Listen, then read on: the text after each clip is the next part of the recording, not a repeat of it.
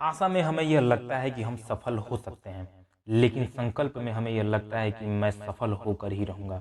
इस प्रकार संकल्प कहीं ना कहीं हमारे अंदर ऊर्जा पैदा करके हमें कार्य करने के लिए प्रेरित करता है। आप महान लोगों की जीवनियां पढ़िएगा, आप पाएंगे कि उन लोगों ने जितने भी बड़े और असंभव से लगने वाले काम किए हैं, वो काम सुविधा और साधन के आधार पर नहीं बल्कि साहस के आधार पर किए हैं। वो चाहे एवरेस्ट की चोटी पर चढ़ना या चंद्रमा पर आदमी द्वारा पहला कदम रखा जाना हो, बिना साहस के नहीं हो सकता था।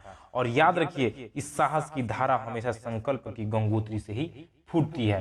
संकल्प का मतलब है ठान लेना, यह फैसला कर लेना कि मैं इसे करके रहूंगा। जैसे ही मन ये ठानता है, वैसे ही केवल हमारे मस्तिष्क में ही नहीं बल्कि हमारे पूरे के पूरे शरीर में जबरदस्त रासायनिक परिवर्तन होने लगते हैं। इस परिवर्तन का अनुभव आपने स्वयं भी किया होगा।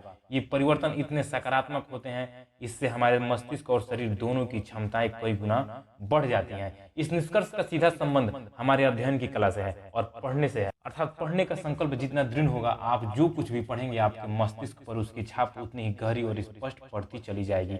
और यह छाप जितनी गहरी होगी और स्पष्ट होगी, याद रखिएगा, आपको वह उतने लंबे समय तक याद रहेगी। याद कीजिए, सुभाष चंद्र बोस ने कहा था, युद्ध भूमि में हार के पश्चात भी उठ खड़े होने के मौके कई बार मिलते हैं, पर मनुभूमि में मिली हार से कभी भी दूसरा मौका नहीं मिलता है। इसलिए उठ खड़े होइए और लग जाइए पढ़ने में। जो भी आपको पढ़ना है, दृढ़ निश्चय के साथ पढ़िए और मन लगा के पढ़िए। और आप एक निश्चित गोल सेट करिए कि जब तक मैं उस काम को खत्म नहीं कर लेता हूं, तब तक मैं दम तक नहीं लूंगा। काम को खत्म नहीं कर लेता हूं, तब तक